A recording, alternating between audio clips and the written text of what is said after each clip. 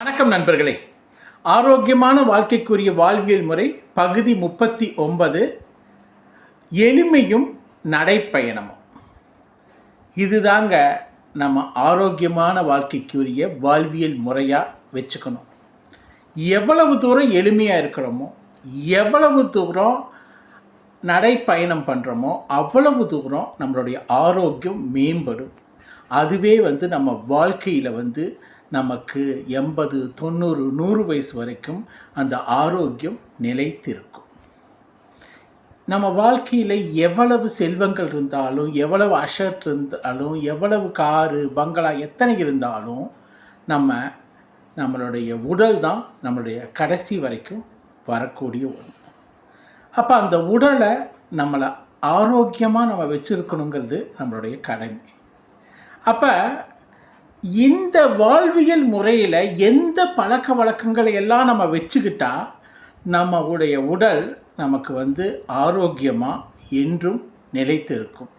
அது நம்ம காலம் முழுவதும் ஆரோக்கியமாக இருக்கணும்னா நம்ம எப்படி வாழ்வியல் முறையில் ஹேபிட்ஸாக பழக்க வழக்கங்களாக எதெல்லாம் வச்சுக்கலாங்கிறது தான் நம்ம இந்த சீரீஸில் பார்த்துட்ருக்கோம். அதில் 39வது பகுதியில் தான் எளிமையும் ஆடம்பரமும் இல்லாமல் நடைப்பயணம் மூலமாகவும் எளிமை மூலமாகவும் எப்படி நம்மளுடைய ஆரோக்கியத்தை மேம்படுத்தலாங்கிறது பார்க்க போகிறோம். இப்போ ஆதி காலத்திலிருந்து மனிதன் நடந்துகிட்டே தாங்க இருந்தான். அது குரங்கிலிருந்து மனிதன் உருவானான்னு சொல்லுவாங்க. அந்த பீரியட்லேருந்து கடைசி ஒரு 40-50 வருஷத்துக்கு முன்னாடி வரைக்கும் நடைப்பயணம் தான் இருந்தது மனிதனுக்கு. இந்த நடைப்பயணம் தான் அவனை ஆரோக்கியமாகவும் சந்தோஷமாகவும் ஒரு நல்ல ஒரு தேக ஆரோக்கியத்தோடு வச்சுருந்தது. அதே மாதிரி எளிமையும் 50 வருஷத்துக்கு முன்னாடியெல்லாம் எளிமையாக மனிதர் எவ்வளவு ஒரு நிலைகள் இருந்தாலும் எளிமையாக இருந்தாங்க.